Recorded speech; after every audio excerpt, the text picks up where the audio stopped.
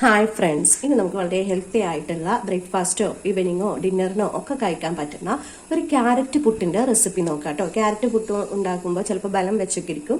അപ്പം അങ്ങനെയൊന്നും ഇല്ലാതെ സോഫ്റ്റ് ആയിട്ട് എങ്ങനെ ഉണ്ടാക്കാം എന്ന് നോക്കാം. അതിനു മുമ്പ് വീഡിയോ ആരെങ്കിലും സബ്സ്ക്രൈബ് ചെയ്യാതെ കാണുന്നുണ്ടെങ്കിൽ ഒന്ന് സബ്സ്ക്രൈബ് ചെയ്തേക്കണേ. അപ്പം അതിനു വേണ്ടി ഒരു കപ്പോളം സേമിയം ഇവിടെ എടുത്തിട്ടുണ്ട് കേട്ടോ. ക്യാരറ്റ് സേമിയാണ്, നമുക്ക് കടകളിൽ നിന്നൊക്കെ വാങ്ങാൻ കിട്ടുന്ന തന്നെയാണ്. അപ്പം അത് ഏത് ബ്രാൻഡായാലും കുഴപ്പമില്ല, എങ്ങനത്തെ ആണെങ്കിലും. അപ്പം അത് എടുത്തിട്ടുണ്ട്. ഇനി ഇത്ര നീളത്തിലുള്ള അതുകൊണ്ട് നമുക്കിതൊന്ന് ചെറുതായിട്ടൊന്ന് ക്രഷ് ചെയ്തെടുക്കണം. അപ്പോൾ അതിനു വേണ്ടി ഒരു മിക്സിയുടെ ജാർ എടുത്തിട്ടുണ്ട്. ഇതിലോട്ട് ഈ സേമിയ ഒന്ന് ഇട്ട് കൊടുക്കാം.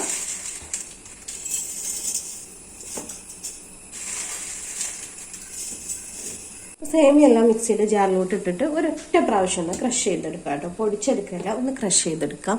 അപ്പോൾ ക്രഷ് ചെയ്തെടുത്തത് ഇതിലോട്ടൊന്ന് മാറ്റാം കേട്ടോ. അപ്പം നന്നായിട്ട് പൊടിയായിട്ടൊന്നുമില്ല, ആ ഒരു നല്ല വലുപ്പമുള്ള സേമിയ ഒന്ന് ചെറുതായിട്ട് മുറിഞ്ഞു വരാൻ വേണ്ടിയിട്ട് കൈ വെച്ചിട്ടാണെങ്കിലും മതി. പക്ഷെ കൈ വെച്ചിട്ട് കുറച്ച് പാടായിരിക്കും ഇതുപോലെ ഒന്ന് ചെറുതായി പൊടിച്ചെടുക്കാൻ.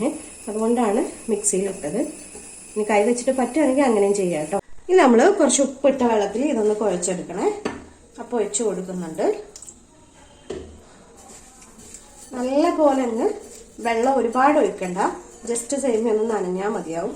ഇനി ഇത് റെസ്റ്റ് ചെയ്യാനോ അല്ലെങ്കിൽ ഒന്നിനും വെക്കണ്ട. നമ്മൾ സാധാരണ പുട്ടുപൊടി ഒന്ന് കുഴച്ചെടുക്കുന്ന പോലെ ഇത് ഇതുപോലെ തന്നെ നമുക്ക് പുട്ടുകുറ്റിയിലിട്ട് ഉണ്ടാക്കിയെടുക്കാം. നമ്മൾ സാധാരണ ക്യാരറ്റ് സേമിയൊക്കെ ഉണ്ടാക്കുമ്പോൾ കുറച്ച് വലുതായത് കാരണം കുറച്ച് അത് ഉണ്ടാക്കി കഴിഞ്ഞാൽ ആ സമയം ചൂടോടെ കഴിച്ചിട്ടില്ലെങ്കിൽ കുറച്ച് നേരം വെച്ചാൽ തന്നെ അത് വല്ലാതെ ഒരു ഡ്രൈ ആയി പോവും.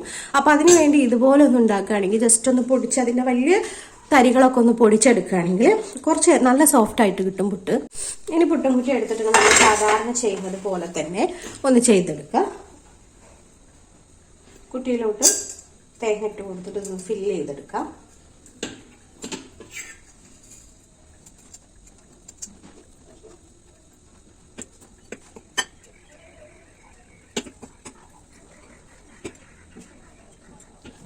അപ്പോൾ ഫില്ല് ചെയ്ത് കൊടുത്തിട്ടുണ്ട്. നമുക്കൊരു 5-6 മിനിറ്റ് ഒന്ന് ആവി കയറ്റിയെടുക്കാം. പുട്ടോടെ റെഡി ആയിട്ടുണ്ട്. നമുക്കൊരു പാത്രത്തിലോട്ട് മാറ്റി കൊടുക്കാം.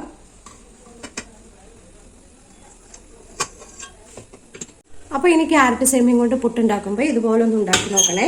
നേരത്തെ നമ്മൾ വലിയ തരികളാക്കി ഉണ്ടാക്കുമ്പോൾ അത് കുറച്ച് നേരം വെച്ചാൽ തന്നെ, അല്ലെങ്കിൽ അത് ഉണ്ടാക്കി കഴിയുമ്പോൾ തന്നെ കുറച്ച് കട്ടിയായിരിക്കും. നേരെ മറിച്ച് നമ്മൾ ഇതുപോലെ ഒന്ന് ചെറുതായി പൊടിച്ചെടുത്തിട്ട് ഉണ്ടാക്കുകയായിരുന്നെങ്കിൽ സോഫ്റ്റ് ആയിരിക്കും. പൊടിച്ചെടുക്കുന്ന കാര്യം പറയുമ്പോൾ എല്ലാം കൂടെ പൊടിച്ചെടുക്കുന്നതല്ല കേട്ടോ. അത് ജസ്റ്റ് ഒന്ന് ക്രഷ് ചെയ്തെടുത്താൽ മതി. വലിയ തരികളൊക്കെ ഒന്ന് ചെറുതാക്കി എടുത്താൽ മതിയാവും. അപ്പോൾ വീഡിയോ ഇഷ്ടമായിട്ടുണ്ടെങ്കിൽ ലൈക്കും കമൻറ്റും ഷെയറൊക്കെ ഒന്ന് ചെയ്തേക്കണേ. അപ്പോൾ അടുത്ത വീഡിയോയിൽ കാണാം. Okay, thank you.